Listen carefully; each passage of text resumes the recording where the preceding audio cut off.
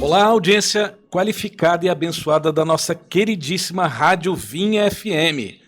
Todos vocês aí que estão sintonizados com a frequência 91,9 FM e aqueles que nos acompanham aí pelas redes sociais, pelo nosso aplicativo, aqui é o Juliano Mioto. Estou apresentando para vocês mais um programa Negócios de Valor. Nosso convidado de hoje é um mineiro assim daqueles que não... Apesar de muitos anos aqui em Goiás, ele ainda tem aquele jeito que é impossível você não ver a origem dele, mas ele já está aqui há mais de 45 anos. Ele tem uma vasta experiência nas áreas de engenharia, construção, incorporação imobiliária e outros, né? Construiu um dos maiores e mais respeitados grupos empresariais do nosso estado, que é o Grupo Toqutal. E hoje a gente vai ter um bate-papo muito especial hoje com Alan de Alvarenga Menezes, que é sócio fundador desse grupo, né, o Toqutal, e desenvolve hoje negócios nas áreas de construção, né, incorporação, geração de energia, tecnologia e soluções financeiras. Tudo isso aqui no Negócios de Valor, fique ligado conosco. E eu faço agora as vezes com o nosso convidado. Tudo bem, Alan? Como é que você está? Tudo bem, Mioto. Tudo em paz. Eu queria já de início dizer que aceitei o seu convite para vir falar aqui na expectativa de que essa experiência aí de algumas décadas possa servir de inspiração para alguém. Também consciente de que nada se repete, as coisas ocorrem sempre de uma forma diferente, mas é sempre possível tomar alguma parcela da experiência de alguém e aplicá-la às condições atuais. E esse é um dos motivos da gente ter esse programa aqui, Alan. A ideia é essa mesmo, é pegar pessoas que têm uma vasta experiência, que criaram negócios que geram valor, né? Porque às vezes tem pessoas que a gente tem muita coisa, né, hoje acontecendo no mundo, mas tem negócios que de fato geram valor para a sociedade, para as famílias, né, e abençoa a nossa nação, né, porque essa atuação sua aí há muitos anos, né, você já está aí há acho que mais de 58 anos, né, nessa área de engenharia. Eu comecei a trabalhar nessa área aí em 1968. Olha só. Tá certo? E aí, se você fizer essas contas aí, você vai ver que... Você começou a trabalhar antes de se formar, né? Antes de me formar. Você já dentro da faculdade já foi para o canteiro de obra. Já fui para o canteiro de obra. E como é que surgiu essa paixão sua pelo canteiro de obra? Você já criança, você já olhava assim e falava, quero mexer com isso? Como é que foi? Eu, quando tinha, sei lá, 10, 11 anos de idade, eu vivi a implantação da antiga BR-55, passava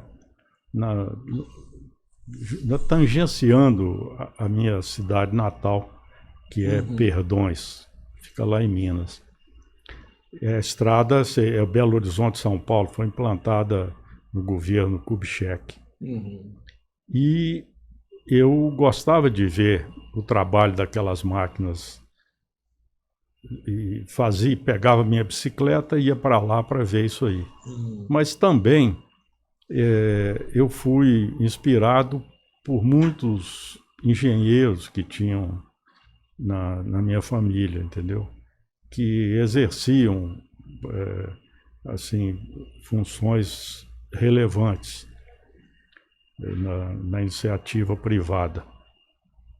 Isso me inspirou e eu sempre pensei de uma forma única. Não escolhia outra profissão que não fosse essa aí. É aquela história da fruta que não cai longe do pé. Então, você tinha uma família então de engenheiros, pessoal parentes, né? É, E aí você viu aquilo, achava aquilo fascinante e resolveu fazer engenharia na Faculdade de Minas Gerais, né? Na Federal, não é na isso? Federal de Minas. Eu E, fui para lá. e aí, enfim, né? Você veio para cá, para Goiânia, em 1978, né, Alan? E, como diz, você abraçou uma ideia, né? Você veio para cá, você não sabia o que ia acontecer, né? Você não tinha, como diz, tudo prontinho aqui, né? Foi um desafio. Você decidiu vir para cá e aí tem aquela frase famosa, né, do Otto Lara Rezende, né? Diz que mineiro é igual batatinha, né? Que onde ele cai, ele cria raiz. Conta pra gente um pouquinho como é que foi essa vinda para cá, a criação do grupo. Foi fácil? Foi muito desafiador? O que você teve que lutar aí para a gente poder chegar até hoje aqui? Durante os primeiros anos da minha profissão, aproximadamente a cada 10 anos, eu chutava o pau da barraca. Porque eu nunca gostei de uma situação assim de estabilidade. Eu gosto de mudanças, eu gosto de Desafios. desafio, de provocações, entendeu? E no caso aqui, você me faz lembrar o Ortega y Gasset. Sou eu e minhas circunstâncias. O que me trouxe aqui foram as circunstâncias. Um convite que eu recebi para um novo desafio. E aí, Mioto, uma coisa interessante que naquela época, eu estou dizendo o início dos anos 70, boom aí econômico no Brasil, nós sempre desempenhávamos funções para as quais nós não estávamos preparados. Havia uma carência muito grande de profissionais. Então isso era muito... É uma situação complexa, porque você sempre era julgado numa situação para a qual você não estava habilitado ainda. Tinha que, vamos dizer assim, assoviar e chupar cana, como diz lá em Minas, entendeu? Se hoje já temos uma espécie de uma dificuldade, né, um apagão aí de mão de obra, né? Já é difícil hoje você, às vezes, até conseguir fechar, né, a contratação das pessoas para tudo que se precisa fazer. A gente sabe aí que tem muitas vagas em aberto. Eu fico imaginando naquela época, que ainda assim ainda a gente não tinha quase nem poucas faculdades, né? Você deve ter assim, feito de tudo um pouco, né? Exatamente, mas é um pouco diferente a situação daquela época para hoje. Porque hoje existe uma deficiência muito grande na formação profissional. Entendi. E naquela época o número de profissionais era menor do que a demanda, mas os profissionais tinham uma formação sólida, coisa que não está acontecendo hoje, infelizmente. Interessante você dizer isso, porque hoje as pessoas têm até muito mais acesso à tecnologia, à informação, né? Antigamente você não tinha AutoCAD, você não tinha aqueles programas avançados, né, que já faziam os cálculos. Você tinha que fazer tudo ali no papel, ali na mão, né, ou às vezes no máximo usando uma calculadora. Como que a gente pode ter chegado nisso, né?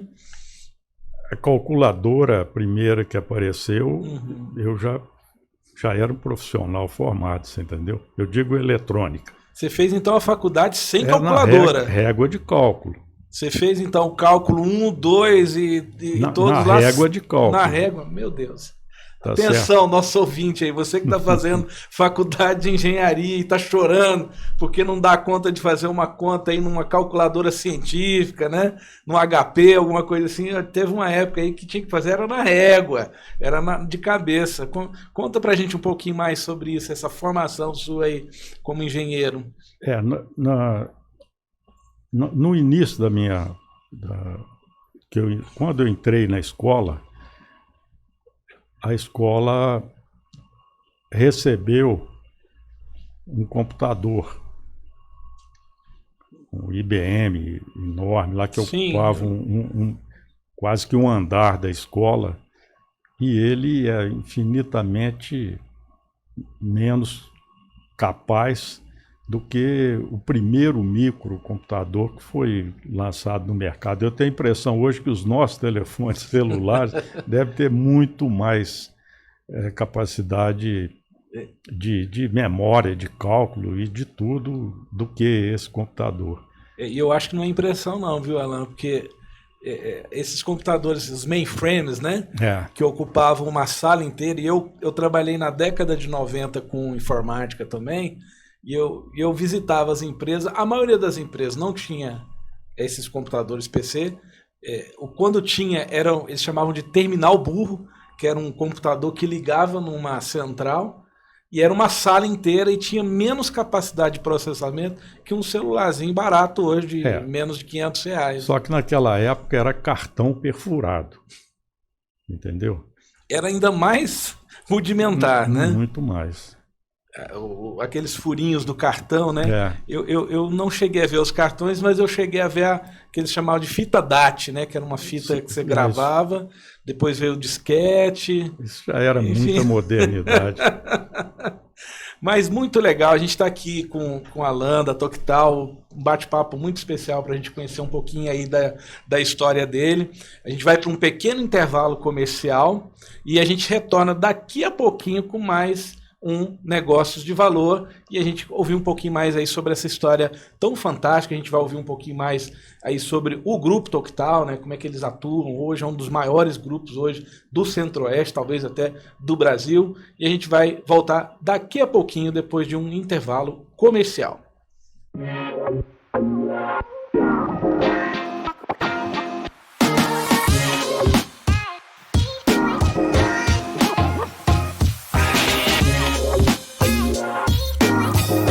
Olá, ouvintes da Rádio Vinha FM, você aí que está nos acompanhando pelo YouTube e o aplicativo, deixa aí seu comentário, curte, dá um like e compartilha aí com seus amigos e familiares. Nós estamos hoje aqui com uma pessoa que tem uma história de vida muito importante, né, no Negócios de Valor.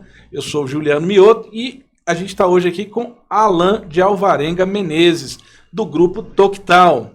E eu queria retomar esse bloco, Alan, para a gente falar um pouquinho sobre, assim, você tem uma jornada de vida aí já de você tem autoridade, né?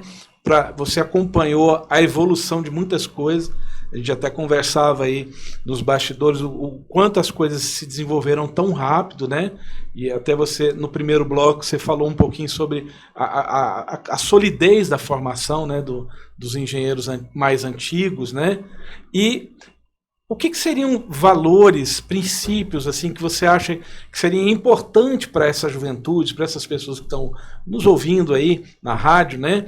Então, milhares de pessoas hoje, agora, nesse momento, nos escutando. O que você poderia dizer para eles para que eles possam também construir uma carreira e um negócio que geralmente vai gerar valor para ele, para a família dele, para as pessoas próximas?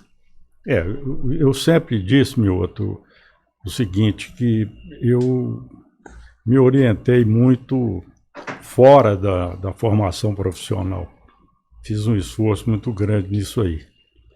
Então, desde jovem, eu segui o Fernando Pessoa, que ele dizia o seguinte: para ser grande, ser inteiro. Nada teu exagera ou exclui. Ser todo em cada coisa. Por enquanto és, no mínimo que fazes. Assim em cada lago a lua brilha, porque alta vive. Isso aí é que eu sempre segui e acho que deve seguir. Ser todo em cada coisa. E hoje, você vê que os tempos mudam de uma certa forma, que quando eu falo isso, eu tenho que dar uma explicação.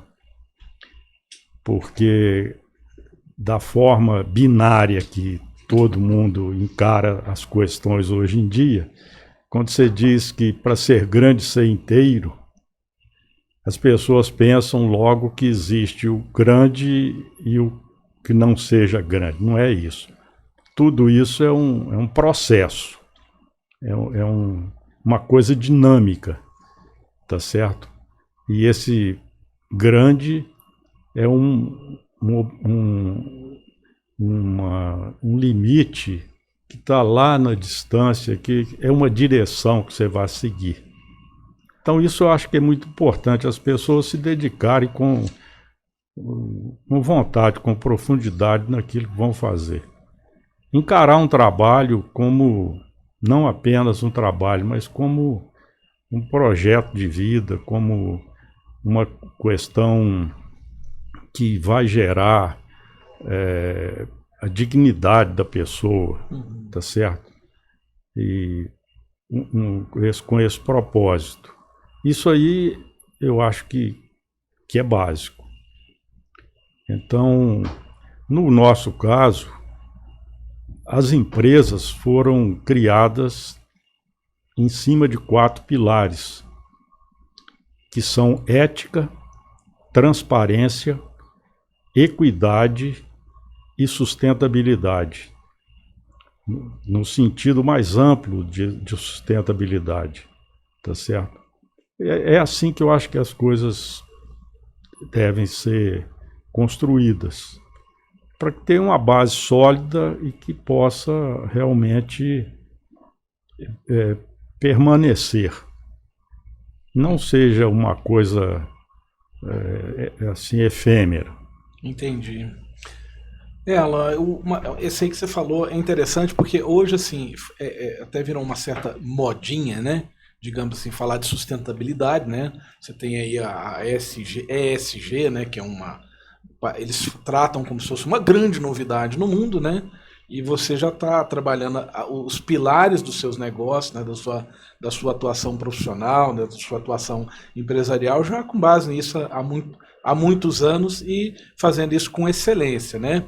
O Grupo Toqutal, né, do qual o senhor é fundador, você, né, fundador e sócio, né? É um grupo que já participou aí de construções aí de portes grandes, médio, pequeno, né? Shopping center, vocês já construíram condomínios fechados, né? Enfim, né? Complexos esportivos, centros educacionais.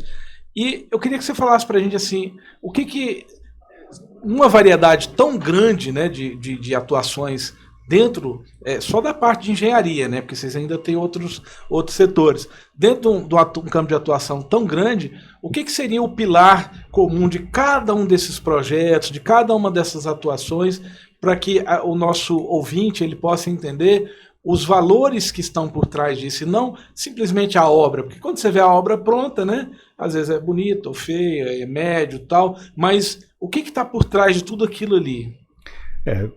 Você citou e faltou o que tem mais complexidade nessa questão toda aí, que são as usinas hidrelétricas, né? São os desafios, do ponto de vista de engenharia, mais completos.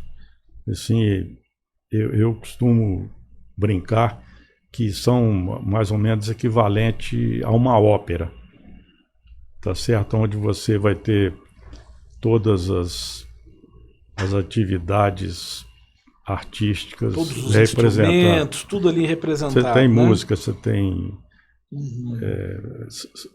a encenação, você tem o poema, né?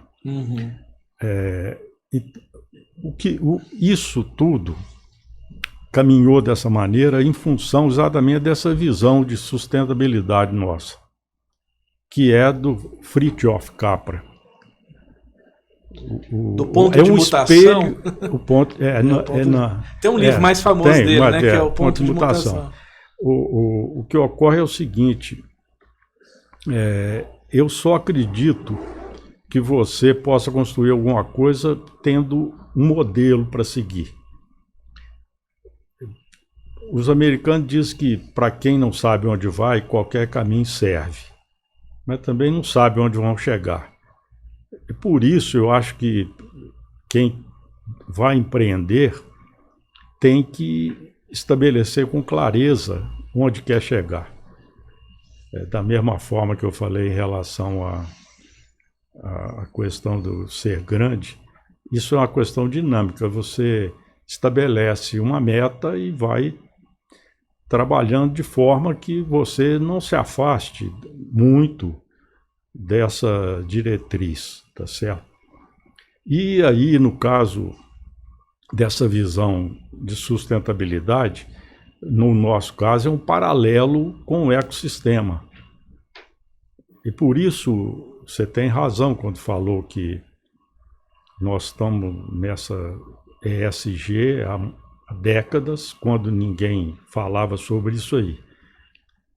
Nós resolvemos nos espelhar no ecossistema, que é sustentável, para trazer essa sustentabilidade para a empresa. E é isso que levou a essas questões. São 5 aspectos que levam um ecossistema à perenidade, à sustentabilidade, que são interdependência, parceria, reciclagem, flexibilidade e diversidade. Por isso que, diferentemente da maioria dos das empresas que concorrem conosco, nós trabalhamos dessa forma diversificada. De um modo geral, todos escolhem o caminho da especialização. E nós, contrariamente, preferimos um caminho da diversificação, que, no nosso modo de entender, leva mais à sustentabilidade, principalmente considerando o Brasil, que é o nosso ambiente de trabalho, onde as coisas costumam mudar assim de uma forma muito acentuada, tá certo? E aí poderia citar aqui inúmeros exemplos, mas vamos pegar os mais relevantes, onde há uma carência de uma estabilidade jurídica, por exemplo, tá certo? Então recentemente, o transitado em julgado foi reaberto a discussão, quer dizer, então é muito complicado. Não tem segurança jurídica. Segurança jurídica não tem nada, zero. Né? É uma situação assim dificílima para quem empreende, né? Então essa diversidade ajuda nisso aí.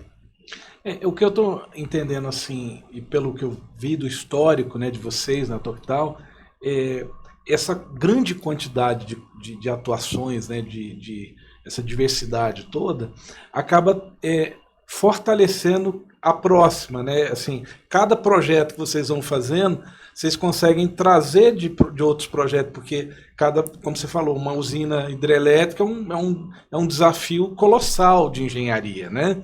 Você tem um rio, você tem pedra, você tem areia, você tem um monte de coisas ali, você tem o Ministério Público de um lado, você tem... É um desafio, assim, é uma quantidade imensa de variáveis, né, de coisas que vão atrapalhar e tentar impedir que aquela obra fique pronta, e que acaba que você ganha uma expertise a mais para, por exemplo, construir uma escola, um condomínio, né? Isso vocês conseguem também fazer, né? A cada projeto vocês vão melhorando e evoluindo e trazendo conceitos mais sólidos. É a interdependência, né? Uhum. Que é uma coisa também muito ampla e que se aplica a isso aí. Entendi. Então o que nós procuramos é trabalhar com coisas que sejam minimamente relacionadas à engenharia. A única coisa que fugiu disso foi essa empresa que nós acabamos participando, que é a de gestão financeira. Então, essa parte de gestão financeira aí, vocês têm uma empresa do grupo, que é a Vertente, né? E a Vertente, ela faz é uma plataforma de serviços financeiros, né? Ela tem atuação na área de financiamentos, né? Parte de fusões e aquisições, enfim, de fomento de negócios, né? Essa deve ser um desafio muito grande, né? Porque a vocação de vocês é engenharia, mas aí vocês foram para uma área que tem seus desafios próprios. Como é que vocês têm trabalhado isso? Isso é simples, respondê-lo nisso aí, Mioto, porque a empresa tocada por outras pessoas, outros sócios, que nós não temos uma participação direta na gestão.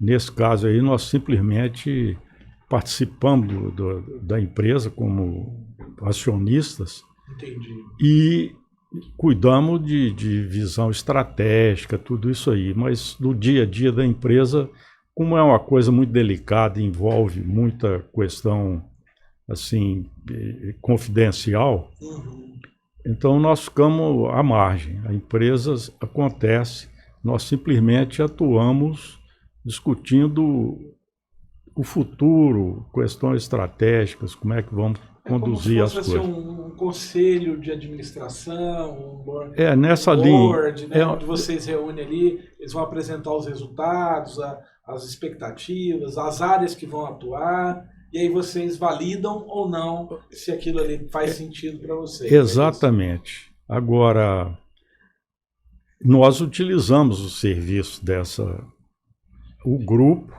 tá certo? Utiliza os serviços que a Vertente presta para terceiro. Nós somos clientes lá da empresa, tá certo? Agora, é um campo enorme, porque embora aqui, principalmente aqui no Centro-Oeste, os bancos que prestam esse tipo de serviço, de banco de investimento, têm uma régua numa posição muito elevada. Entendi. Então, independentemente da dimensão, do tamanho da empresa, ela acaba necessitando desse serviço. E então o potencial é assim enorme. A empresa tem crescido. Tem como passar para a gente assim, mais ou menos a quantidade de recursos que vocês administram hoje na Vertente, aproximadamente? Não, número é uma coisa que eu não gostaria de dizer. Entendi. Porque eu não... Mas número é aquele, mas é relevante. É grande, né? É relevante, mas essa não é a parte mais importante, que aí seria a gestão de recursos terceiros. Nós, dentro da Vertente, nós criamos também uma gestora para gerir fundos de investimento. Entendi. E basicamente aqueles fundos de investimentos não líquidos, os fundos ilíquidos, que são de investimento de um prazo mais longo. O crescimento da empresa, o potencial é tão grande na região que o que limita são as pessoas, porque é uma coisa muito delicada, que você não pode estar colocando qualquer um. Eles Sim. são muito rigorosos nas contratações das pessoas, mas o que limita é o potencial humano. Entendi. O mercado é enorme. E a maioria das pessoas, assim, até não percebe, mas assim, é impossível hoje uma empresa de médio, de grande porte, fazer tudo só com recursos próprios, né? Assim, na verdade, você acaba tendo que se servir desse tipo de atuação, né? De serviços financeiros, para você poder, às vezes, fazer um aporte, né? Fazer, às vezes, melhorar um investimento, alguma coisa que você está fazendo, especialmente na área de engenharia, né? De construção, né? Exatamente. Agora, isso que você acabou de dizer é muito importante, mas eu acho que ainda existe uma outra razão, também muito relevante, que é o seguinte: quando você, nessa situação, coloca um terceiro credenciado de confiança para resolver os seus problemas, você consegue resultados melhores. Que é aquela coisa de você não querer fazer tudo sozinho, né? É importante passar isso para o nosso ouvinte. E o que ocorre é o seguinte: todas as vezes que você senta numa mesa de negociação e que o seu interlocutor sabe que a sua palavra é a palavra final, você já tem uma deficiência aí na negociação. Interessante. Tá certo? Quando é um terceiro, ele avança e não precisa decidir nada. Fala, olha, eu vou levar para... Você pode ampliar as expectativas, as possibilidades e gerar mais negócios, gerar até resultados melhores se você tiver mais instâncias decisórias que não... O eu mando, como eu brinco assim, né? Às vezes você tem uma empresa, aí você tem ali 90% de democracia e 10% de ditadura, né? O dono, ele ouve todo mundo, vocês estão... Aí ele usa os 10% dele a maior parte do tempo para decidir e dizer o que tem que fazer. Né? Isso não é o caso de vocês, né? Não, e a vantagem que existe quando você delega é que um terceiro falando em seu lugar, ele abre mais oportunidades. Enquanto você se relaciona, por exemplo, com 2, 3, 4, 5 instituições financeiras, essa empresa trabalhando no seu lugar pode levar a proposta para um outro fora desse conhecimento que você tem e sem as ligações que acabam acontecendo entre as pessoas, tá certo? Fica impessoal a tratativa. E isso é muito relevante. Então, a diferença é a seguinte: enquanto você, quando leva alguma coisa, você leva um pedido, o outro leva uma oportunidade para a instituição, entendeu? Você procura a instituição financeira como cliente, você chega, olha, eu tenho esse projeto aqui assim, assim. Você está fazendo uma solicitação. No caso, quando você introduz uma empresa como uma vertente no processo, ela procura a instituição financeira e fala, olha, meu amigo, trouxe aqui uma oportunidade. Você vai se interessar? Não é um pedido encarecido de me ajude, por favor. Não, vamos ganhar dinheiro, vamos fazer... Eu estou trazendo uma oportunidade para vocês. Olha que virada que acontece. É bem diferente, né? É Você muito. bater na porta de uma... Imagina você está começando seu negócio hoje e aí abrindo a sua empresinha, a sua startup, né? Aí você está ali desesperado, você não sabe como é que vai pagar ali as contas de cada mês. E aí, de repente, você tem que, às vezes, ir atrás de apoio, né, do banco, alguma coisa, mas você vai ali numa condição de pedinte, né? Uma pessoa ali que está ali implorando para o banco ter um pouco de misericórdia, né? Mas nesse caso é diferente. Você está apresentando para olha, Miguel, tem uma grande oportunidade. Você quer estar junto? Você quer ser parceiro? Exatamente. Isso muda muita coisa. Muda muito. E é incrível que é uma coisa tão simples, tão singela, e que as pessoas não se apercebem disso aí. Porque dinheiro tem muito circulando hoje no mundo, né? Tem muitos fundos, né? E, inclusive, procurando essas oportunidades, né? Porque eu vejo assim, tem fundos na área de educação, fundos na área de imobiliário, todos eles procurando alguma coisa boa, um bom negócio, uma boa oportunidade para investir e ter o retorno. O que às vezes falha é que a gente não consegue juntar as pontas, né? Exatamente. E aí a vertente ela faz um pouco desse trabalho. Faz um pouco disso aí. Eu assim, lamento profundamente que a gente já esteja partindo aqui para o finalzinho do nosso programa. Passou rápido, né? Eu acho que eu te falei no começo que é bem rapidinho, né? A dinâmica desse programa aqui é a gente trazer um pouco dessa percepção de pessoas que produzem, igual você, assim, negócios de valor, né? Coisas que fazem sentido para as pessoas. E eu sou muito grato por você ter aberto essa oportunidade de estar aqui conosco na Rádio Vinha. Eu tenho certeza que quem está nos escutando agora está sendo enriquecido, está aprendendo muita coisa, está vendo de uma forma diferente, e uma pessoa que já está aí há muito tempo aí no mercado, fazendo do jeito certo e procurando acertar. Talvez deve ter cometido, às vezes, alguns erros, mas sempre com a intenção boa de acertar e de fazer o melhor, de entregar o melhor para a sociedade. Você quer deixar um recadinho final para nós aí, para quem está nos ouvindo, Alan? Não, Milton, como eu no início falei, aceitei o seu convite exatamente pensando que essa experiência pudesse servir para alguém, tá certo? Que na formação do projeto de uma pessoa pudesse usar uma parcela disso aí, porque as coisas não se repetem, tá certo?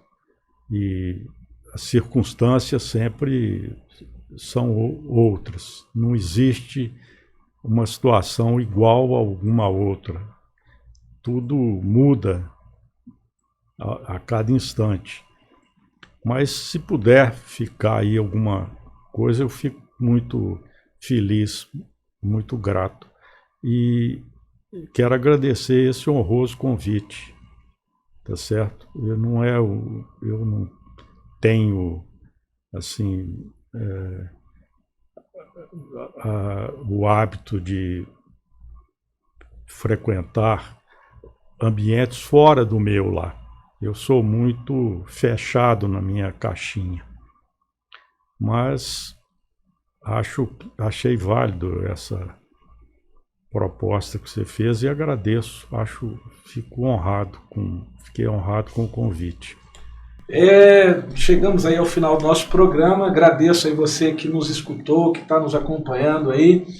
É uma lição de vida.